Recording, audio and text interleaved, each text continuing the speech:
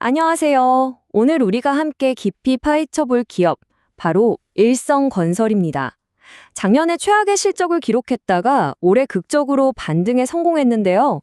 과연 이 컴백 스토리가 투자자들에게 황금 같은 기회가 될지, 아니면 그럴듯해 보이는 위험한 함정일지 지금부터 샅샅이 분석해 보겠습니다.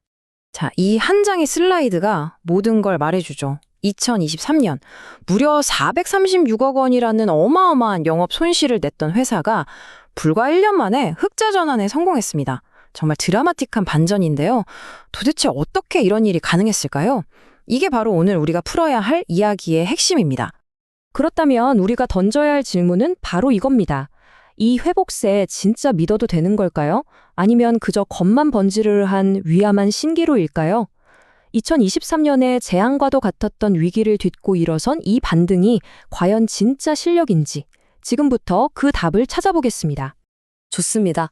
그럼 첫 번째 섹션부터 한번 들어가 보죠.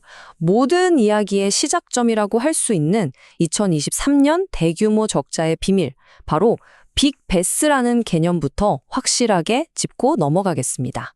빅베스, 말이 좀 어렵죠? 쉽게 말해서 대청소라고 생각하시면 돼요. 그동안 쌓여있던 잠재적인 부실이나 손실을 한 해에 그냥 싹 다 털어버리는 회계 전략이거든요. 일성건설이 2023년에 바로 이 빅베스를 한 겁니다.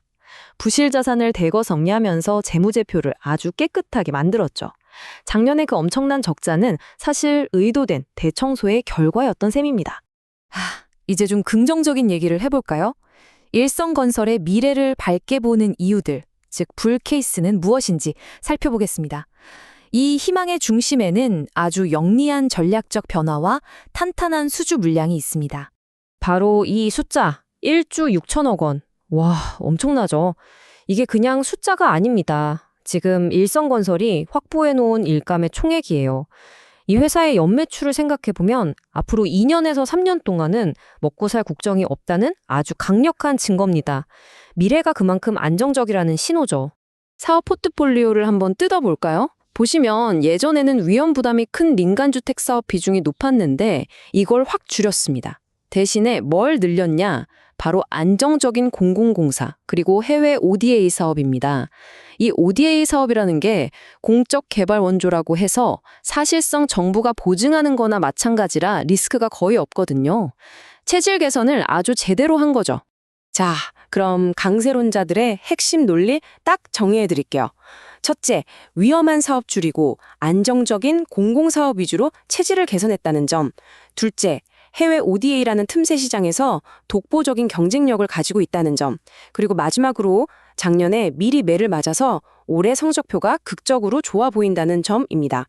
하지만 세상에 좋은 얘기만 있을 순 없죠. 이제 동전의 뒷면을 볼 시간입니다. 반대편의 목소리, 즉 베어 케이스는 어떤 근거를 가지고 있는지 살펴보겠습니다. 여전히 짙게 드리워진 부채와 미분양이라는 그림자가 문제입니다. 이 그래프를 보시면 좀 아찔하죠. 일성건설의 부채 비율이 무려 454%입니다. 보통 업계에서는 200%만 넘어도 위험하다고 경고등이 켜지는데 이건 그 2배가 넘는 수치예요. 재무 상태에 빨간불이 아주 번쩍번쩍 켜져 있는 거죠. 그리고 그 빨간불의 핵심에 바로 이 시한폭탄이 있습니다. 천안의 미분양 프로젝트와 관련된 PF, 대출 보증인데요. 이 PF라는 게 만약에 프로젝트가 잘못되면 그 빚을 보증선 건설사가 다 떠안아야 하는 구조거든요. 이게 지금 일성건설의 현금 흐름을 꽉 쥐고 있는 가장 큰 골칫거리입니다.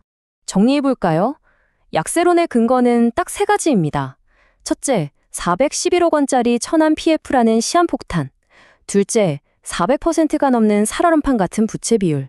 그리고 마지막으로 주가만 오르면 언제든 터져나올 수 있는 대주주 매도 물량, 즉 오버행 리스크입니다. 이 3가지가 발목을 꽉 잡고 있는 형국이죠. 자, 지금까지는 회사의 속사정, 즉 펀더멘털을 들여다봤다면 이제부터는 시장 참여자들의 심리, 즉 차트를 한번 읽어보겠습니다. 투자자들을 위한 실전 전략 지도, 지금부터 펼쳐보죠. 차트를 보실 땐 이 3숫자만 기억하시면 됩니다. 위로는 2,500원, 여기는 매물이 많아서 뚫기가 정말 힘든 벽이에요. 아래로는 1,700원, 최근에 주가를 막아줬던 1차 방어선이죠. 그리고 만약 여기가 뚫리면 최후의 보루는 1,100원입니다. 이 가격대를 기준으로 시나리오를 세 가지로 그려볼 수 있어요. 가장 좋은 시나리오, 그러니까 저 미분양 폭탄이 해결되면 3,500원까지도 볼 수 있고요. 반대로 최악의 시나리오, 폭탄이 터지면 1,100원까지 밀릴 각오를 해야 합니다. 지금처럼 그냥저냥 흘러간다면 1,700원에서 2,500원 사이를 왔다 갔다 하는 박스권 장세가 유력하죠. 자, 이제 강세론과 약세론, 그리고 차트 분석까지 모든 조각을 맞춰서 최종 결론을 내릴 시간입니다. 결론에 앞서서 이 표를 꼭 보셔야 합니다. PBR, 그러니까 회사의 순자산 가치 대비 주가가 얼마나 비싼지를 보여주는 건데요. 일성건설이 1.65배, 근데 KCC건설 같은 경쟁사나 업계 평균은 0.5에서 0.8배 수준이에요. 이게 무슨 뜻이겠어요? 턴어라운드 기대감은 좋지만 현재 주가가 자산 가치에 비해서는 절대 싼 게 아니라는 겁니다. 거품이 좀 껴있다는 거죠. 그래서 핵심은 이겁니다. 지금 일성건설의 주가에는요, 이 회사가 앞으로 엄청나게 좋아질 거다라는 기대감이 이미 너무 많이 미리 반영되어 있다는 겁니다. 단순히 싸다는 이유만으로 접근하기에는 부담스러운 가격대라는 거죠. 따라서 저희가 내리는 최종 투자 의견은 중립, 즉 관망입니다. 긍정적인 변화도 분명 있지만 불확실성이라는 리스크 또한 너무 크기 때문에 지금 당장 매수나 매도에 나서기보다는 한 발짝 떨어져서 상황을 지켜보는 게 현명해 보입니다. 그럼 구체적으로 어떻게 대응해야 할까요? 만약 신규 진입을 노리신다면 1,700원 지지선 근처에서 조심스럽게 분할 매수로 접근하는 게 안전해 보입니다. 이미 주식을 갖고 계신 분이라면 2,500원 저항선에 다가갈수록 조금씩 비중을 줄여서 수익을 챙기고 리스크를 관리하는 전략이 유효하고요. 그리고 가장 중요한 건 리스크 관리입니다. 만약 1,600원마저 깨진다? 이건 일단 도망쳐라 라는 강력한 신호니까 뒤도 돌아보지 말고 손절 대응이 필요합니다. 일성건설은 분명 극적인 변화의 중심에 서 있는 아주 흥미로운 기업입니다. 하지만 오늘 분석에서 보셨듯이 빛과 그림자가 아주 명확하게 공존하고 있죠. 결국 마지막 질문은 투자자 본인에게 돌아갑니다. 나는 이 모든 리스크를 감수하고서라도 이 턴어라운드 스토리에 베팅할 것인가? 그 답은 오직 여러분의 신중한 판단에 달려 있습니다.